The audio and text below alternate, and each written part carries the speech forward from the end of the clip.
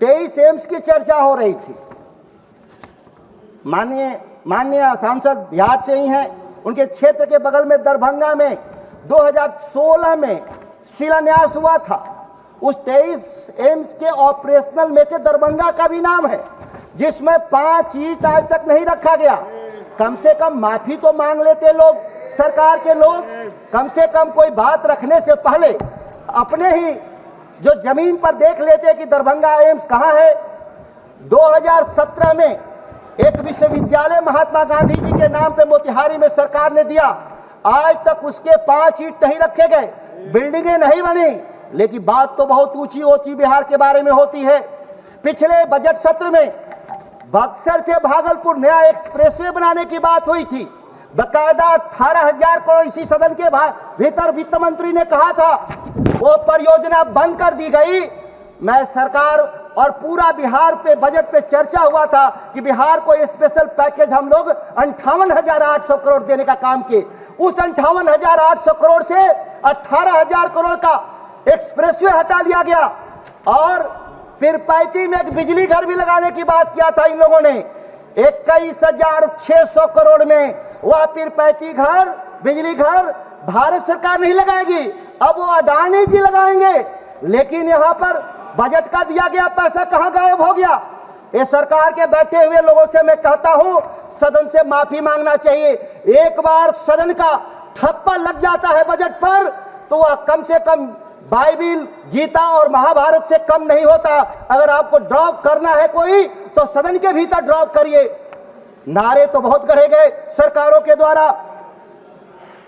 एक बिहार में भारतमाला परियोजना की सड़क बन रही है, कैमूर से लेकर बनारस से लेकर के कलकत्ता जाएगा। उसमें सर्विस रोड नहीं है, किसानों के जमीन से हाईवे जाएंगे, लेकिन किसानों को चलने के लिए कोई सर्विस लेन नहीं। कल मैं आ रहा था उत्तर प्रदेश होके दिल्ली, आगरा एक्सप्रेसवे पर अखिलेश जी ने बनाया है, उस एक्सप्रेसवे के बगल में सर्विस लेन भी किसानों के लिए बनाया गया। यह विकास होता है। विकास का दोहरा मापदंड इस देश में सीखना हो तो गुजरात के लिए नए मॉडल हैं और बिहार और उत्तर प्रदेश, बंगाल के लिए दूसरे तरह के मॉडल हैं। बिजली में बिहार को बिजली घर चाहिए, लेकिन बिजली घर क्या मिला? कोयला से बिजली पैदा करने वाले देश में हाइड्रोजन से बिजली पैदा होगा, परमाणु से बिजली पैदा होगा, ग्रीन एनर्जी दिए जाएंगे। बिहार को प्रदूषण फैलाने वाला बिजली घर, कोयला वाला बिजली घर दिया जाएगा। कैमूर की पहाड़ियों में अपार संभावनाएं हैं। पंप स्टोरेज के जरिए आप एक हरित बिजली पैदा कर सकते हैं, नई तकनीकी के जरिए, रन ओवर द रिवर्स के जरिए, जिससे आप पूरे बिहार नहीं देश के कई हिस्सों में आप बिजली सप्लाई कर सकते हैं। रेलवे, इस रेलवे क्यों हमारे लोग आते हैं, बिहार के लोग दिल्ली बॉम्बे क्यों जाते हैं? बिहार के लोग रोजगार के तलाश में, स्वास्थ्य सुविधाओं के उपलब्धता के लिए दिल्ली एम्स आते हैं या पढ़ने के लिए उच्च संस्थानों में आते हैं। लेकिन बिहार जाने वाली रेलवे लाइन अब भी 2 लेन की लाइन है। जो दिल्ली से कलकत्ता जोड़ने वाली जो दोनों लाइनें हैं वह 2-2 लाइन की है। लेकिन रेलवे को पैसा चाहिए, लेकिन रेलवे का निवेश बिहार में 2 लेन से 4 लेन रेलवे का नहीं। आज तक मुगलसराय से पटना भाया 2 लेन का रेलवे ट्रैक इतना कंजेशन में रहता है जिसका अनुमान नहीं लगाया जा सकता। बिहार की ट्रेनें लगातार लेट से चलती हैं और नई ट्रेन नहीं चलाई जाती क्योंकि इस ट्रैक पर चलने के लिए जगह नहीं है।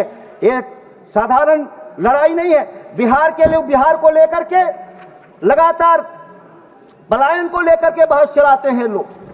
पलायन बिहार में क्यों है? कृषि क्षेत्र में निवेश नहीं के बराबर, हाईवे के क्षेत्र में निवेश नहीं के बराबर, बिजली के क्षेत्र में निवेश नहीं के बराबर। बिहार की आबादी देश की आबादी का 10% है। 11.25 साढ़े 11 लाख हर साल इंफ्रास्ट्रक्चर पे खर्च करने के लिए बजट में प्रोविजन है। क्या बिहार की हिस्सेदारी अगर 10% भी अगर है तो बिहार की हिस्सेदारी 1.25 लाख करोड़ की बनती है। लेकिन बिहार को मिलता कितना है? पिछली बार 58,800 मिला था, जिसमें 2 परियोजना निकाल दीजिए 40,000 करोड़, तो बिहार को 18,000 करोड़ मात्र मिला। इस बार का तो वह भी नहीं मिला।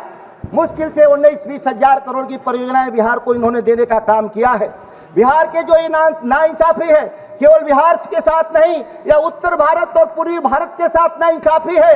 इस देश में जो 11.25 लाख करोड़ इंफ्रास्ट्रक्चर पे पैसे जाते वो ज्यादातर गुजरात और महाराष्ट्र के इलाके में चले जाते। इसलिए बिहार लगातार विकास के पैमाने में पिछड़ता जाता और पलायन बढ़ता जा रहा है। माननीय सभापति महोदया को मैं बहुत विशेष धन्यवाद देते हुए अपनी बात को समाप्त करता।